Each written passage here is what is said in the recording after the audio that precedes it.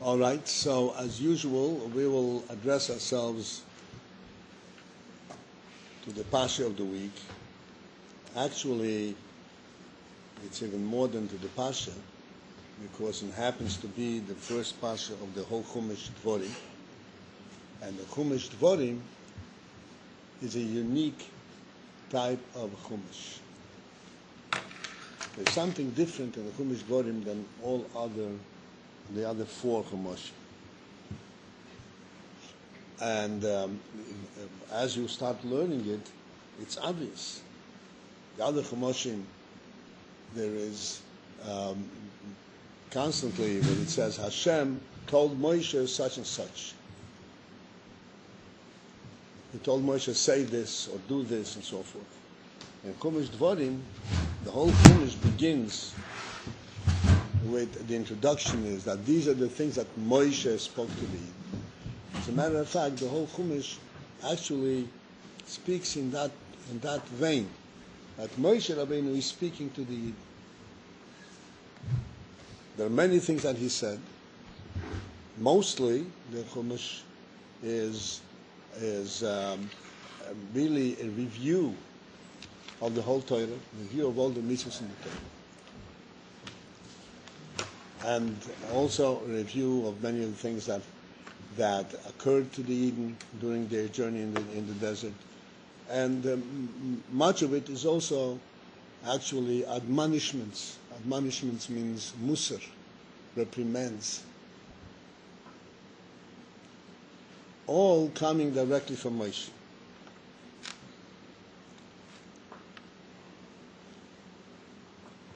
The whole form of the Chumash Dvorim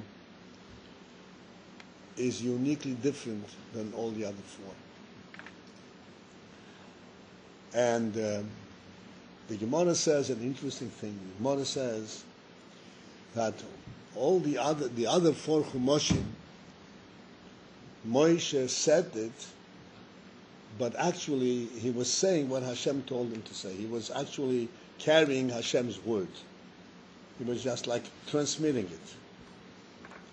Whereas Chumash Dvorim, Moshe said on his own. That's what the Gemara says. Moshe said on his own, mipi atzmai. And this concept that Moshe said on his own is further explained that clearly it does not mean chas v'sholom that Moshe said something that Hashem did not tell him to say. That cannot possibly be the whole Sefer Torah. All five Chumoshim are what Hashem gave us through Moshe, and but Hashem is the one who gave it to us. So this expression in the Gemara, Moshe mipi atzmoi omrei, which means Moshe said it on his own. All the Mefoshim, the Rashi and the Tosfos, all the various commentators are explaining the Gemara, explain it more or less in the similar manner. That essentially Moshe said it, but Moshe said in Nevuah, he said it also B'Ruach HaKodesh. So therefore, it behooves us to understand what is the difference between the first four Chumashim, that the same Moshe said, this is Hashem speaking, and the fifth Chumash is that Moshe is speaking. In both cases, he was saying what Hashem told him to say. So Chassidus, and the Rebbe explains it, that the whole Torah, the first four and the fifth Chumash, are all coming from Hashem directly.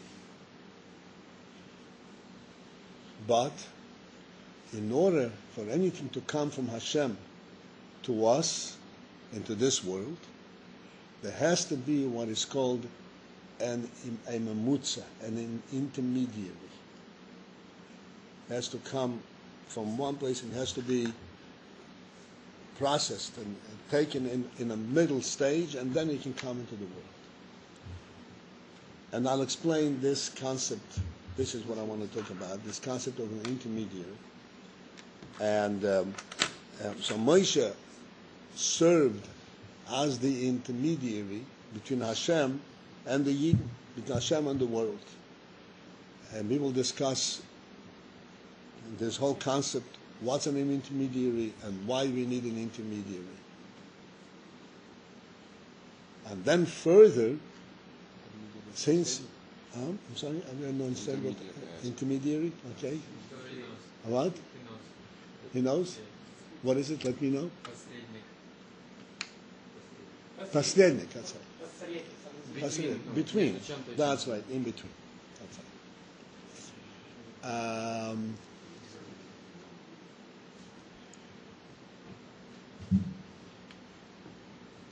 So we want to understand this whole concept. Number one, why do we need an intermediary? And if we need an intermediary, what is the difference between Moshe being an intermediary for the first 4 Chumashim and for the 5th? In both cases, he was intermediary.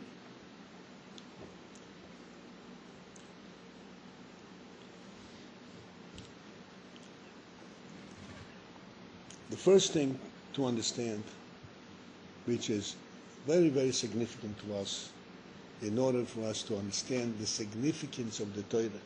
Significance?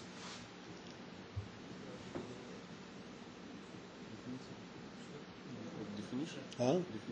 Definition. Definition, significance means важность.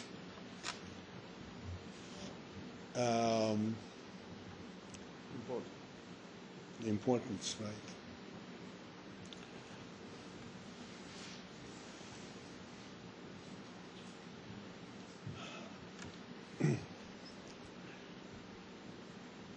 And the only way for us to get any kind of a touch, a grasp of this, we need what we call a moshel. A moshel means an analogy. A moshel in Russian? Huh? Premier, okay. A moshel is something similar but in a different level, something that we can relate to. And this will tell us something on a higher level.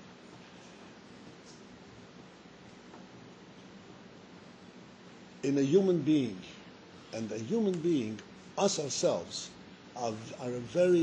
we are a very complex presence in the world. We are extremely complex. We are much different, totally different than everything else in the world. This is why we're making jokes about human beings coming from monkeys. It's the most stupid thing anybody can ever possibly say. They're totally different presences. There's absolutely no similarity. It's not that human being is smarter than them. It's a different creature. And I want to explain the whole concept. What's made a different creature? Within the human being itself, we have many parts.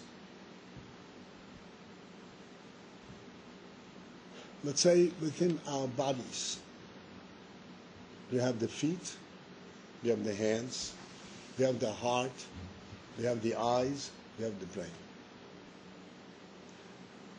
Anybody thinking about this can readily recognize the feet do not compare to the hands. The hands have so much more sensitivity, so much more agility, so much more refinement, capability than the feet. Although the human feet are not those of animals. A human being can dance with his feet that an animal could never do it. Human being can produce with his feet also very exceptional movements. No question. So we're not talking about animals, but even the human being, the feet and his hands are a totally different entity. What the human being can do with his hands is unbelievable. And then you have the heart, the feelings in the heart, the emotions. And then above that we have the brain. And when I come to the brain, I always feel necessity to clearly explain what I'm talking about. Because again, the brain has also been completely usurped, completely misinterpreted in the world.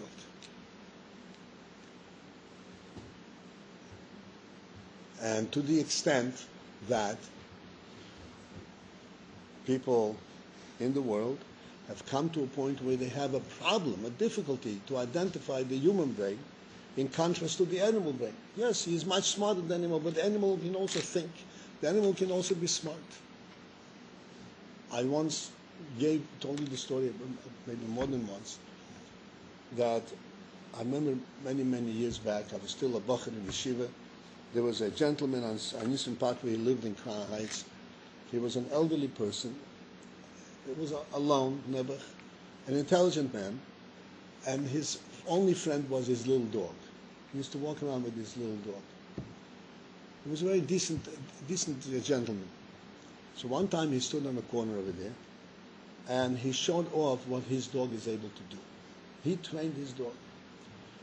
So he would say 2 and 3, 2 and 3, and the dog would bark out 5 times. So he was very proud, and he taught his dog to be able to do 2 and 3. Make it count. Huh? Make it count. Make it count, yeah. He was able to calculate 2 and 3. And yes, it's very impressive. Very impressive. But I wanted you to understand. When the dogs barked out 5 times, and lahadl, when we say 2 and 3 is 5, are totally different concepts. Entirely.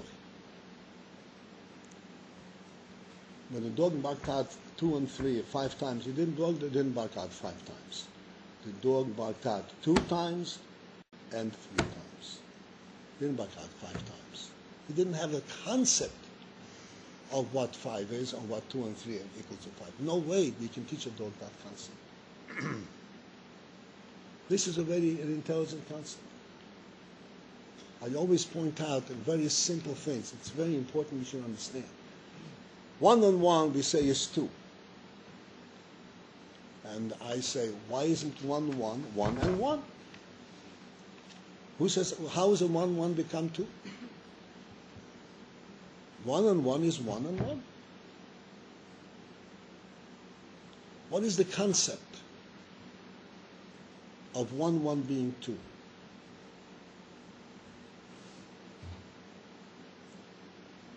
It is not merely that you can count that there is 2 1s. 1 and 1 is 2 1s, like the computer says, 2 2. 1 and 1 is 2. The human being really correlates these 2 and makes it 2. What is the correlationship? The correlationship is that because the human being recognizes, understands that there is a unity in the world. There is a real relationship. And this is why when you say 1 on 1, it's 2, because these 1 on 1 relate to one another. They're not 2 separate entities. Like we have a minion of 10 people becomes a minion. This is not 10 individuals. There are 10 individuals, but when joined together, they become one unit of 10. No creature in the world, except for the human being, can relate to that concept. But when you join together, you become a unit. And why? What is the basis of that? The real basis of it is that the human being recognizes that there is a creator, that things are not just there as you see them. There is one creator, there's one source. And if he had created 2 people, he created 2 people. He created 10 people, then 10 people. And they can join together and become united. And the whole concept of human beings, of 10 people coming together and making a minyan, making a unit. What is the concept of the unit? The concept of the unit is that they are saying that the Rebbeinu created this unit. Hashem created this entity, this unit, this joining together. They're not creating that unit amongst themselves. It's created by Hashem. This is a simple mathematical arithmetic concept. Is already different. It's all exclusively human. Certainly, when you go, this is on the surface, just plain arithmetic, one-on-one. The computer can also do one-on-one. But if you go into concepts where the real principle of a concept, the real principle of intelligence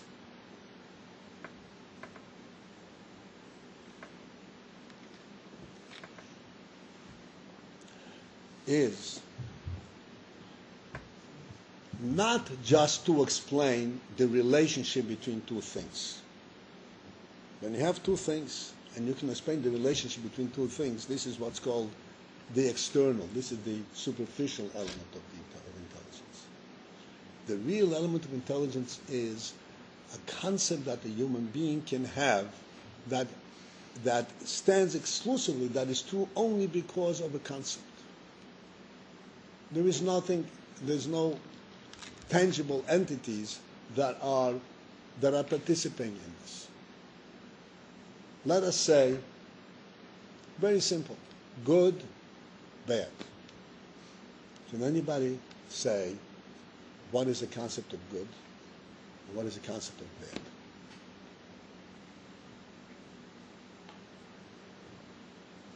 Can anybody say the concept what is honest and dishonest?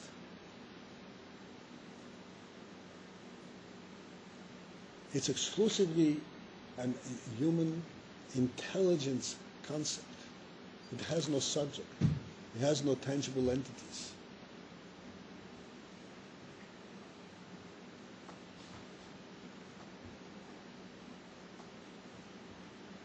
If we take a concept like something that intelligence, and we try to translate it at a level that we can demonstrate it with our hands.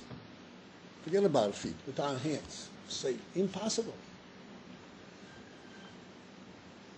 It's impossible. One-on-one, I can demonstrate with my hands. I can put them together and say, hey, see, they're similar, they relate together. But a concept that is exclusively intelligence, simple concept, already we are not capable to translate it, that the hands should be able to relate to. Huh? I'm saying a concept that comes from the human brain, from the intellect, okay? That is purely intellect, like good and bad. Good and bad. Can you somehow demonstrate good and bad with your hands, what the concept is? You can't. Like you can give an example. You can give an example. The example is... You can explain the concept. We can explain the concept. That's right.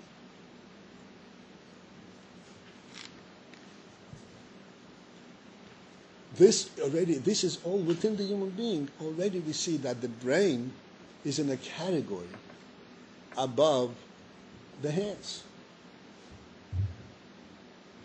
And to the extent that you can really translate brain concepts in hands.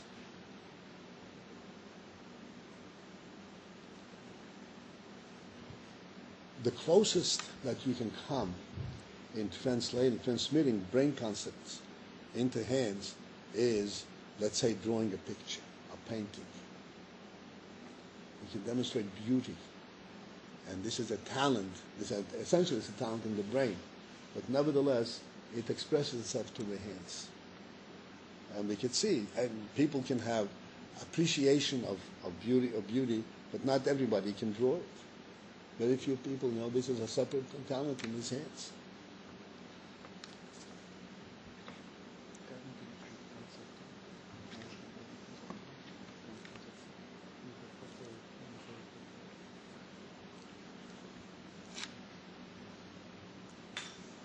The point, the purpose of this brief discussion is, you have a question? The point of this brief discussion is to go to the next step, essentially, to understand why is it necessary that between Hashem and us there should be an intermediary. That to bring Hashem's Torah to us, it has to go through an intermediary, and through automation.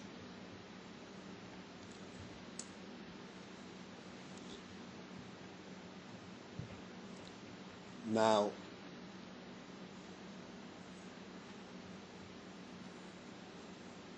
we saw that there are, even in our own experience, in very simple experience, there are definitely many different levels.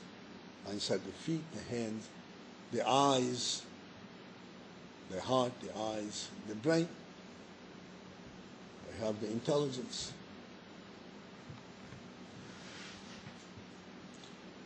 All of these things that I now mentioned, and they're very different, like we pointed out, but there's one similarity between them. And the similarity is one similarity. They're all within a worldly context. And I have to explain what I mean by this.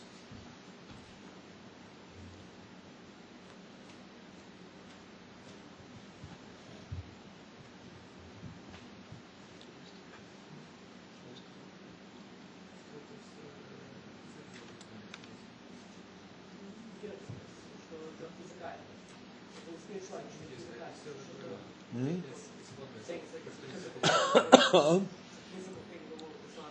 okay, I'll explain and you'll be able to see. I'll explain. What is a worldly concept? It's very important. You're going to learn. We shall see this.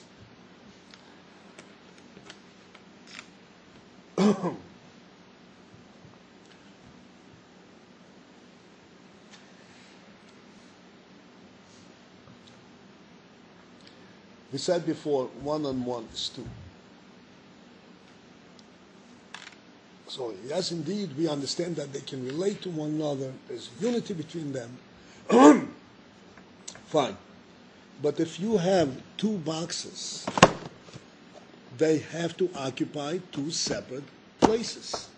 They can't be in one place. Right? They have. It's true, there is similarity, very equal. They came from the same machine, right? But there are 2. But they have to have two. If they have 10 people, they are all very related, very united, but they all occupy 10 places.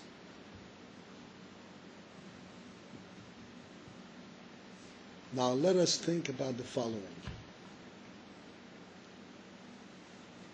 Each one of you got up this morning, and whether you learned diligently or you didn't learn diligently, but each one of you learned at least 2 things. Right? You learned 2 things today? Something? Right? 2 halachas or something? These 2 halachas have been placed in your mind. Or they've been placed in 2 separate places in your mind?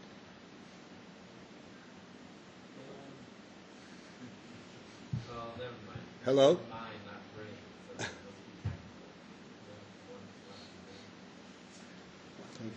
Place in the same place. Right? Huh? In the mind and in the brain as well. Yes. Because the brain is bottled to the mind. Okay, that's it. But in the mind, you understand that, right? So they occupy the same place in the mind. And you know something? You can learn 50,000 things. You never overflow the mind.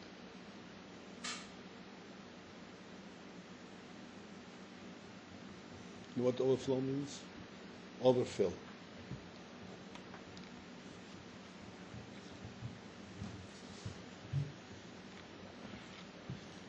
You know why this is? How is it possible? That's why Rabbi Shura is arguing whether it's the brain or the mind. How is it possible? You learn so many things and they all fit in the same place.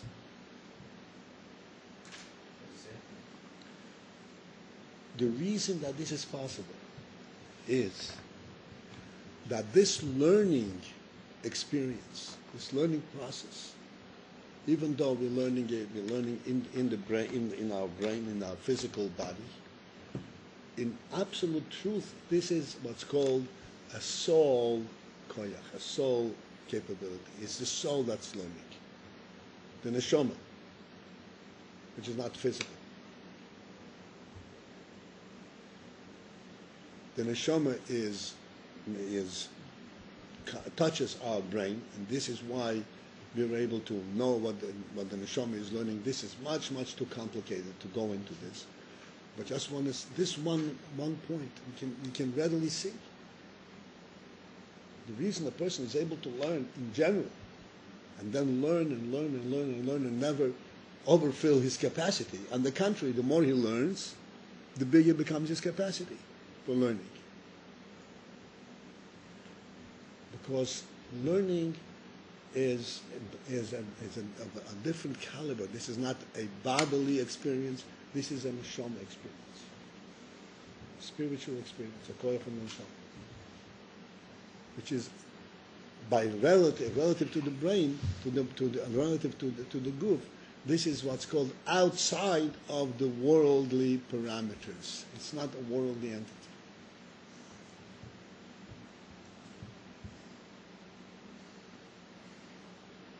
It's not dependent on time or space. Everything in the world is time and space dependent. This is not time or space dependent.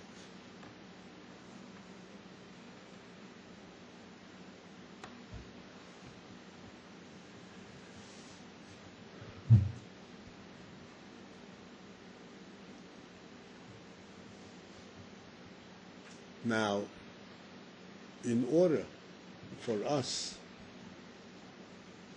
to experience and to understand anything, to have any sense of what the neshama is thinking, so to speak, of the intelligence of the neshama, we cannot have the intelligence of the neshama purely directly from the neshama. It has to be that the neshama touches our brain, and through the brain we are able to become aware of what the neshama is sensing and telling and feeling. We cannot possibly have a sense of what the neshama itself is. So the brain, in effect, is like the intermediary stage between the neshama and the guf and us. As a matter of fact, the process through which the neshama brings life to the whole body. The neshama gives life to the brain, to the heart, to the mouth, to the eyes, to the hands, and to the feet. And the manner how the neshama is able to give life to the feet and to the hands and to every other, it is through the brain. First, the brain is the first moment of the neshama influence, and through that, and from there, are processed and provided the life force for every other limb. If you are going to take a step, there's absolutely, the feet are alive and well. There's no way the foot can take a step without you be conscious that you're taking a step. No way, it's never going to happen. If somebody walks without his brain being engaged, it's what's called a nervous twitch. He's not walking. I once explained, I think here, maybe more than once, an interesting, I think recently I mentioned this. It's an interesting phenomenon that a human baby, a child, the baby, it's a human baby, and he was born, and then his baby is totally incapable of anything. And he starts developing and developing and developing. By the time he's a year, this is a long time, then he begins to stand up. Then he begins to crawl, he begins to walk. Take that in contrast to a horse. How long does it take a horse to start walking after it's dropped, after it gets born? Maybe. A half hour. Yeah, for hour, now. Yeah. Half hour after it's dropped, it jumps up and starts jumping around. And if it doesn't, its mother goes and kicks it. Yeah. Come on, get up. So can you imagine that? The horse is, I can't even figure it out, thousands of times smarter than the human being. They have Huh? an extra set of legs to help them. That's right. It's not true because their front legs are like paws, are like heads. Their hind legs are the legs. There's also a difference by the horse between the front and the back. They don't have an extra, but it makes a difference. You're absolutely right, Peretz. Point well taken. The fact is, what does it tell you? That the horse is so much more advanced than the human being. What it takes a human being a year to begin even to think of doing, the horse is doing within a half hour. What do you think is the real point behind this? The real point behind this is that the horse does not really process intelligently the concept of walking. It's all instinctive. It's not controlled by his brain. Should he walk or not walk? It's already programmed. Programmed, right? It's his feet. This is a natural thing for him. He walks because his feet are walking. There's no thinking process going through. A human child, before it takes a step, has to grow to the point where it understands the significance of walking and understands that, yes, I would rather walk than crawl. When it takes a baby, a child, starts crawling, right? He's able to get to his toys and everything. And then he decides, I want to walk. He gets up, takes a half a step, falls down and gets hurt. Does he give up? No. Gets up again and falls down again. Why? Because his brain, he's already developed in the intellect to that degree that he says, no, I want to walk. I don't want to crawl. Walking is much more intelligent, much more human than crawling.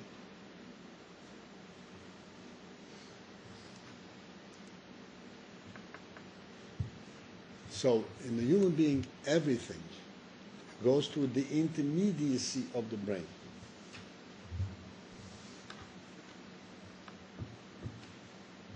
And to explain, to defeat the concept of walking would be impossible.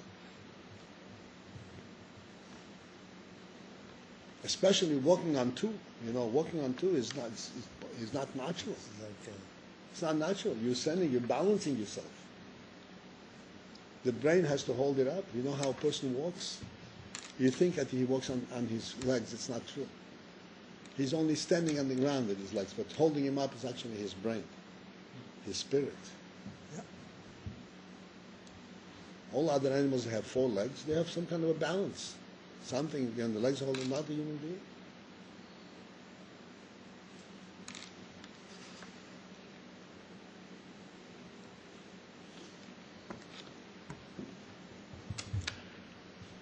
So, going up further above the brain, like we pointed out already, that even intelligence itself is already a certain spark of the soul, of the soul itself, of the neshama. Then we go a step above that.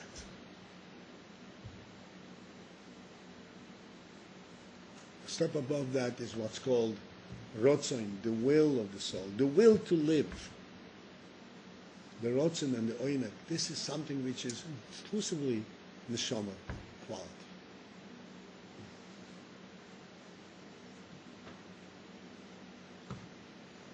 And then there is the life element in the Neshama and so forth.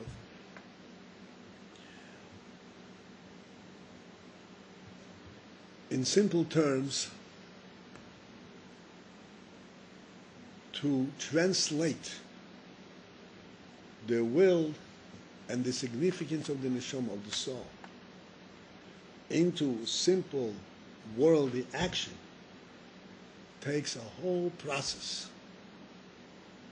Like we learned in class, that we learned, taking it, it goes it goes through the brain, and then it goes through the heart, to the midas, and then machshav dibur ma'aseh. It's a whole process before it can be translated into action. Action, this is how things happen in the world.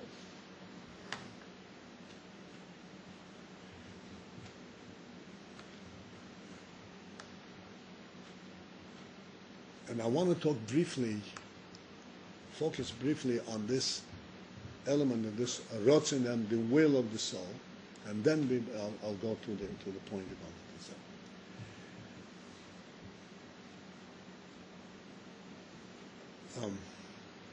I mentioned that the will of the soul is expressing itself, let's say, the will to live. And every human being has this will to live.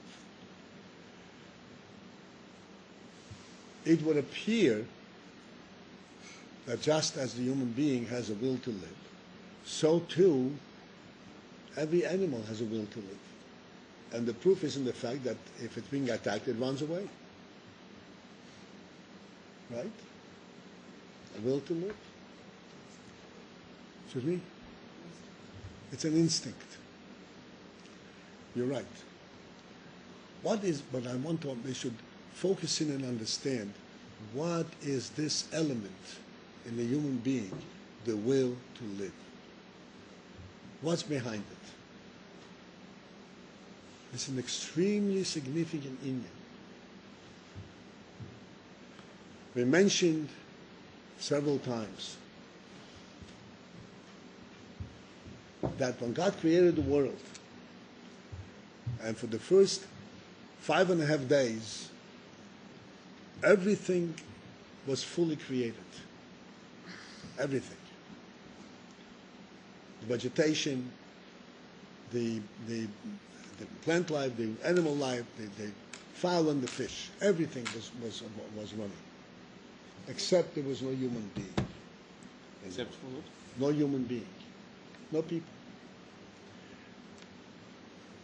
And at that time, there was everything there except for the human being. We discussed it many times. If we should project a world, a beautiful world, without a human being, what is that world about? Stoeta.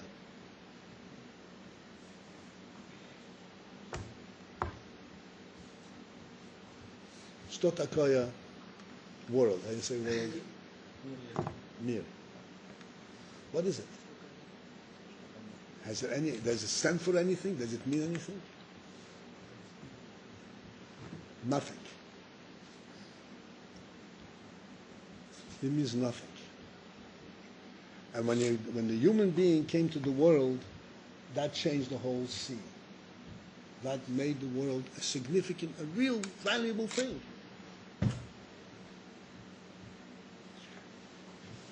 What is the difference? What did the human being contribute to the world? So there are many different ways of putting it. I want to put it in the simplest and the lowest level. You say about godliness in the world. I want to put it in a manner that we can try to understand.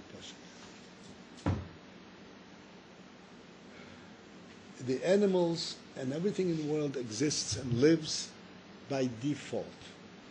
Default, like I said, instinctively.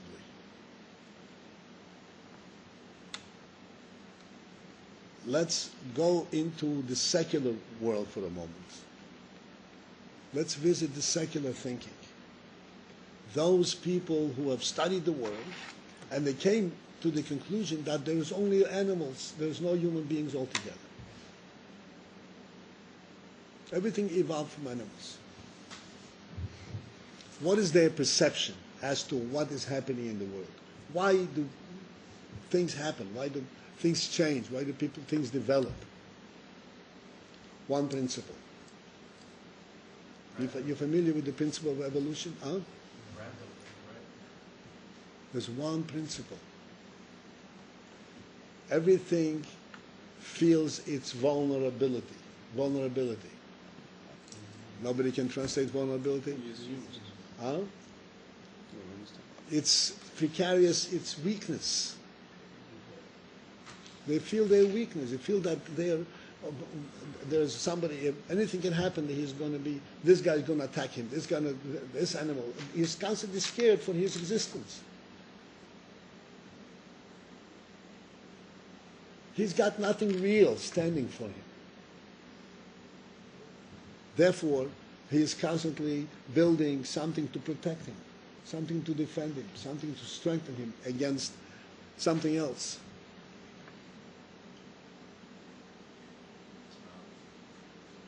That's the whole thinking process. This is the philosophy that the great scholars of the world came up with and said, this is what moves the world. That's what the world is all about. That's such a silly, insignificant world.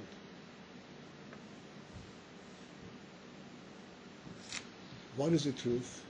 What is a human being? The human being is the only entity in the world that has a real purpose, a real value, a real perception of value. What is life about? There's significance to it. Not that we can express it in words or in intellect, but this is what human being, he perceives something of real value, of eternal significance. Eternal significance forever. And this is why the human being brought real life to the world, real significance. Made the world worth being created. Without that, there's nothing there. All it is that everything is trying to protect its existence. So what's the point?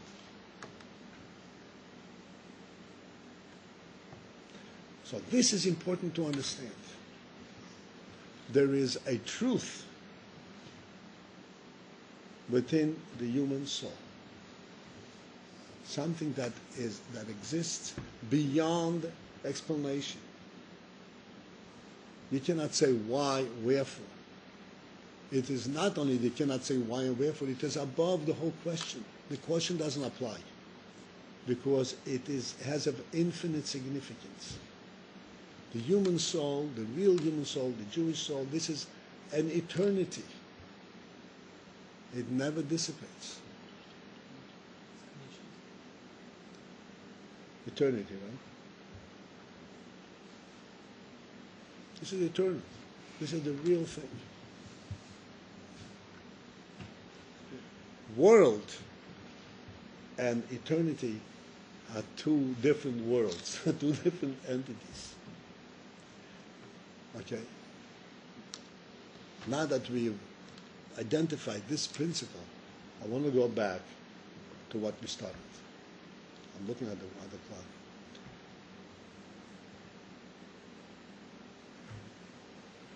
Hashem gave us a Torah.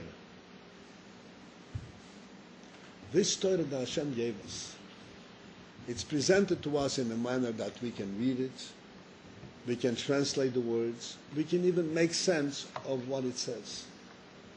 Do this, don't do this. This is good, this is bad. But this is a godly Torah. The principles that are presented in the Torah are principles that are truer than the world. They go behind the world. They are above the world. Above. They are truer than the world. in order to present them in the world, they had to be translated in a way that we can, at least they can be presented. This is called intermediacy. Intermediacy. You take something that is totally above human, above the world concept. You translate it through the intellect, through Moshe Rabbeinu. You bring it down into the world, and you put it in worldly terms. This is called intermediacy.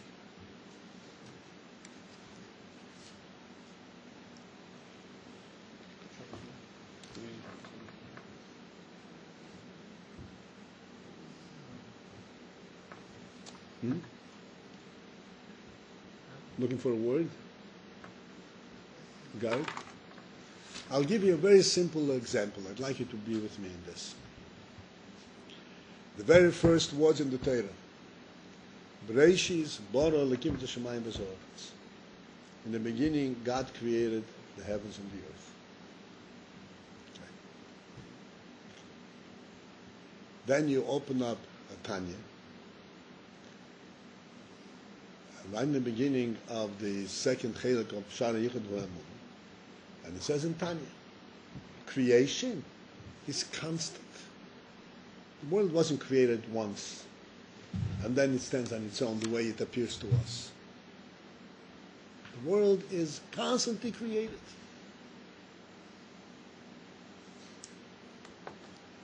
Then, therefore, how should the Torah have presented, if the Torah were to be presenting the creation of the world with some, so to speak, with some reality, the way it is in reality? Hashem creates all the world all the time. How did the Torah present it? Take it down, put it in perspective, put it in worldly terms. Hashem created the world. And then you go deeper and you understand that this creation is something which has to be maintained all the time. Hashem has to constantly give it chayas and so forth.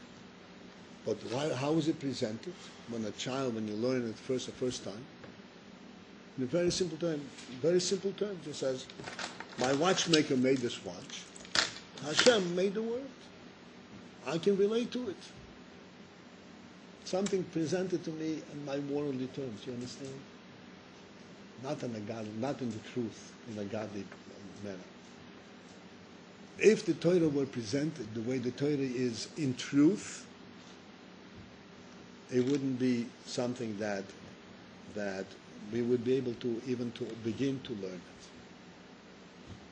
it. Even now, as it is presented,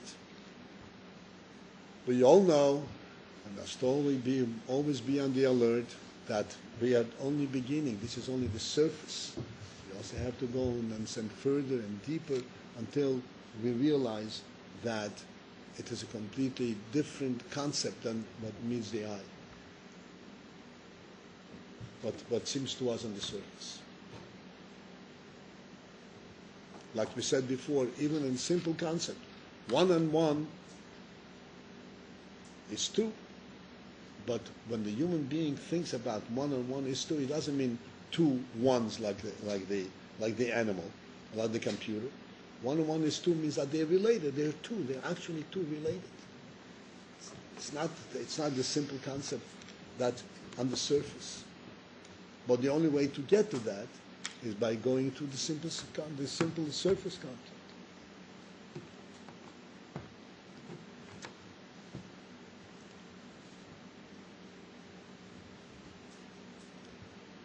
I'm looking around to see who is still up with me.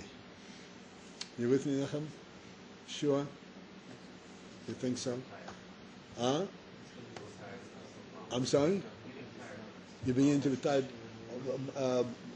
Raise up the air conditioner a little bit. You with me, Melech? You with me? You with me? I'm with you. You with me? I'm here. My friend. All right. So now I want to come to whatever the extent, in the brief period of a session like this, but I want that we should have at least an introduction to Torah, introduction to you learn to Chassidus, to Neshama. You should know that we are talking about something totally different. No comparison to what we have in the world. Now we have two levels of intermediacy. Moshe Rabbeinu was the intermediary, brought the Hashem's Torah to us.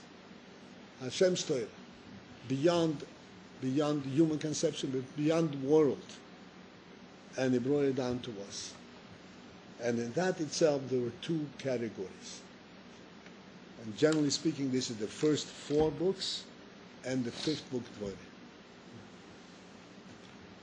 And the difference essentially is this. The first 4 books, Moshe Rabbeinu was the intermediary,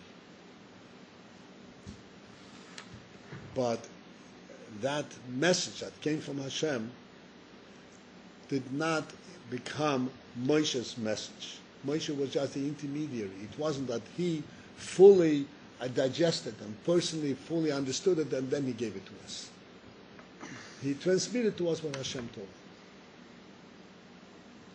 The 5th Chumash, Moshe also was transmitting what Hashem gave us, but before Moshe gave it to us, he himself fully absorbed it, fully understood it in his own intelligence, in his own seichel. And then he transmitted it to us. These are the two different ways of intermediacy.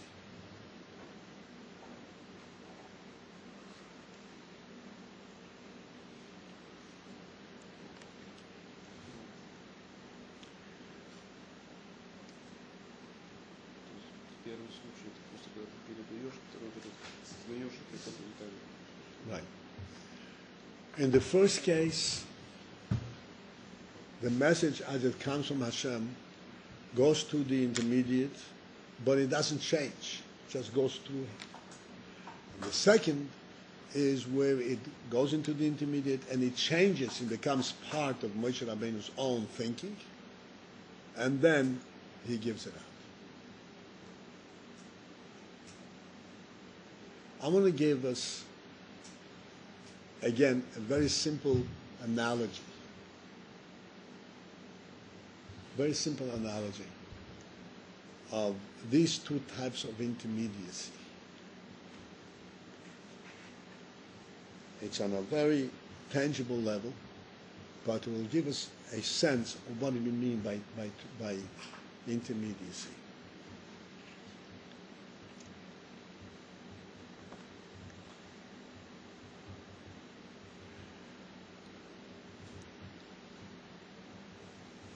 In order to drink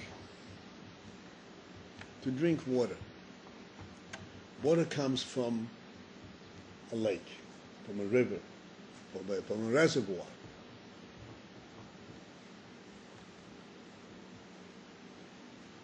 Now, since water comes from a reservoir, then what would be the first impulse? Reservoir, let me jump into the reservoir and drink water. We all know that jumping in the reservoir and drinking water is impossible. You'll bump your head somewhere anyway. It's impossible. In order to drink water, the water has to come in a fine and limited manner. It cannot be. A reservoir, by concept, is like an infinity of water. You can drink water, even though it's the same water, but you can drink water within the infinite capacity. So what do? You have what's called conduits. You know what a conduit is? Like a pipe. Like a pipe. And that brings water out of the reservoir, and it carries it away. It carries it outside, and now you have, so to speak, the same water, and with the full force coming from the reservoir, but it is it is a limited um, procedure, right? It's a process.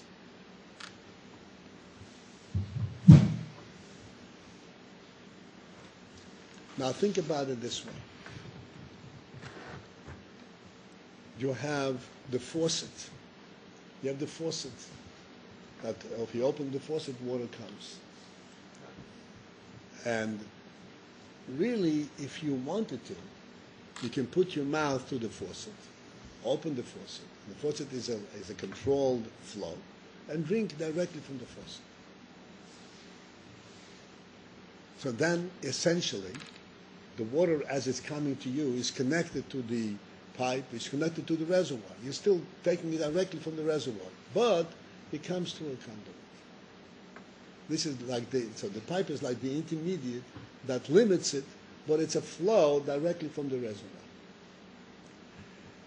What is the most convenient, the most proper way to drink? Put them in a glass.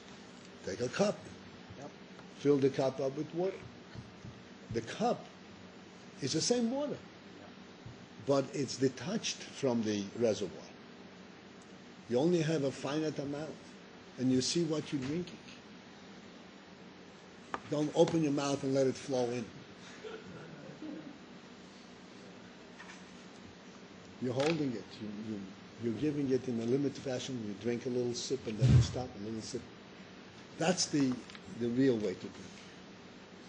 It's all the very same water. Coming from the reservoir, going into the pipeline, going into the pipe, into the cup. Yes, sir. So you're saying even the intermediate needs to know how to limit. I'm sorry? So you're saying even the intermediate needs to know how to limit the flow. Yes, of course. Well, the intermediate. This is the intermediate. Of course, he has to prepare it and to give it, but he is still a direct flow. This is the difference. In the first for Moshe Rabbeinu was a direct flow from the Meidash. It went through him. It was limiting because he was producing it in words, in sentences, precise. But nevertheless, it was a direct flow. But in the Dvorim, is it a direct flow? No, but mean for sure not. In the fifth Chumash, Moshe Rabbeinu first took it in himself, and this is what's called, it became his, and then he gave it out. Huh? So it's like a cup. Just like a cup. Okay, just a moshel cup, okay?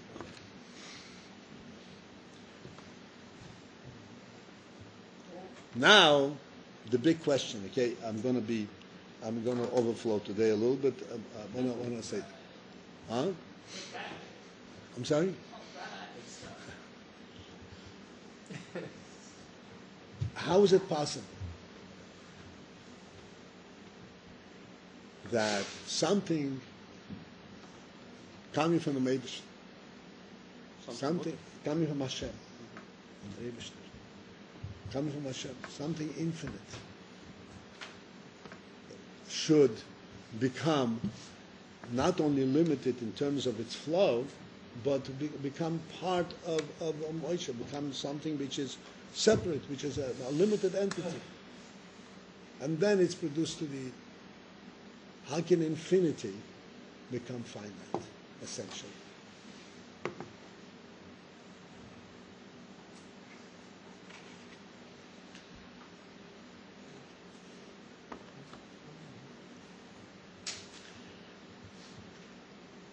And for this is where I'm going to sort of resort back to Rebbe's Sikha. I don't have enough time to elaborate on this. But there's a principle in Hasidus that simply states that while there is infinity and then there is a finite world, there is Hashem himself who is beyond and is higher than infinity or finity, who is higher than any of these definitions, whether it's infinity or finity, but it's called the Hashem himself. And Hashem himself, this Inyan that is that is the truth itself, that is a godly truth, that can unite two opposites, the finite and the infinite. I want to skip this, maybe some other time we'll discuss this. The whole point which I wanted to bring out in this sikha is what the Rebbe says, the final point of this. Final point in this is the Rebbe says like this. Just as Moshe Rabbeinu was saying the fifth Chumash, it seemed as if Moshe Rabbeinu was saying it on his own, but really it was Hashem who is making him say it. The same is true in a person's life. In a person's life. As an example is the meaning of tshuva, but really the example, tshuva is something which is universal. Every time that a person has a little struggle, he has to make a decision, it's a form of tshuva. There's a struggle and he has to overcome his challenge and he has to make a decision. So this decision where he has a conflict, what gives him the capacity to overcome this conflict and follow, so to speak, in the Torah way, in the godly way? It appears to him that this was his own decision. Like a Baal Tshuva says, oh, I had this inspiration and I wanted to do this and that's my decision. This is what I did. If you reflect on the concept of a Baal Tshuva, of a person living X number of years, decades, 2 decades, 3 decades, becoming a fully grown up and adult person in a completely different environment, different view of life. And then all of a sudden realizing there is something truer and better and he can change his life around like this is not a human capacity. Even to change a little habit is what's called like kriyas yamsuf, like turning the world upside down. To change a little habit, to change life around, it's impossible. How does it happen? On the surface, it seems to be the human koyach. But behind that, behind every human being, there is Hashem who gives him the koyachs. Hashem who shows him this change is not going to take you into a different place. This is the real place. So that the koyach that he has, the koyach, the capacity for this type of decision making is really coming, in our analogy, from the reservoir, from the infinity itself, or even from higher than infinity. It appears to us that we're making the decision, which practically speaking we are, because it goes through our thinking process and all, but the force and the strength to do that is something which is beyond anything that we can fathom, anything that we can surmise. There's a certain realization that we all get, that there is a truth that is beyond our own defining capacity.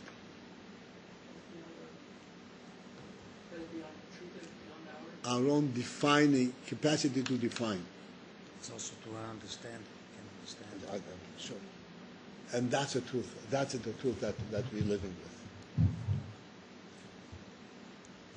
And this is what enables us to make decisions, enables us to go and face the world.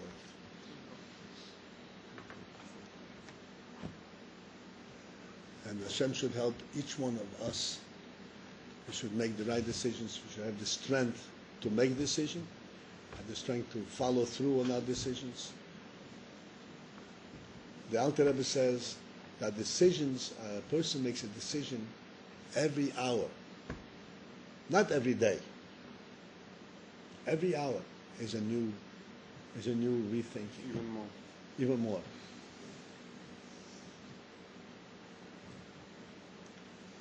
But every time that you make a decision, it's a new strengthening, a new realization, new connection to that truth.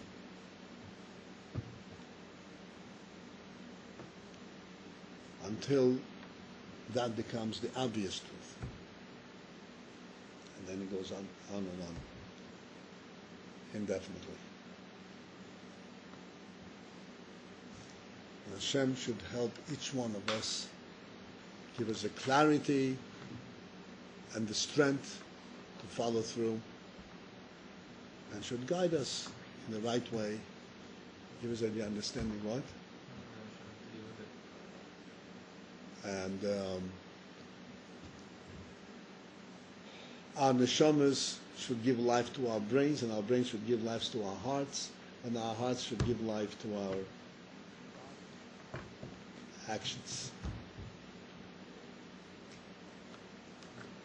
And Hashem should help that through, this is the process through which we go through the Golus. Do you realize that we are in Golus now over 2,000 years? This is one stretch. Before that, we were in Golus many other times. One long stretch. An impossible thing to fathom. 2,000 years we are going from one end of the world to the other. We're being thrown out. We were thrown out from every country in Europe. Every country in Europe has thrown Jews out at some point in time. Can you believe that? And we packed up, and we went elsewhere. And we reestablished and rebuilt. And every time we rebuilt with greater strength, with greater depth.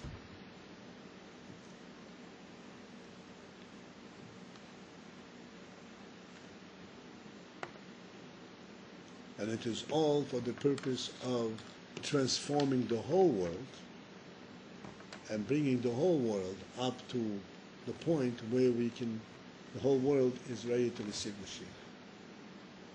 This is what this story is all about.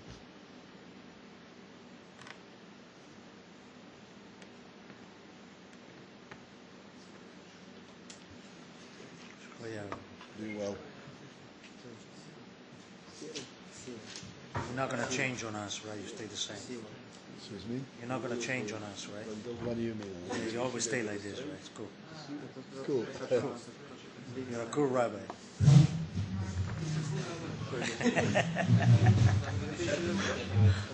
When you said Moshe was a direct flow from Hashem, in the first book, was a direct flow from Hashem. What was the disadvantage of that?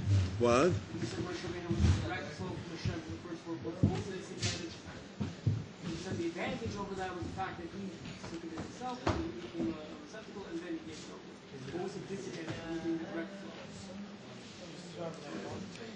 It was still on a higher level than that which can be completely translated on a lower worldly level. In the fifth Chumash, it's much more organized.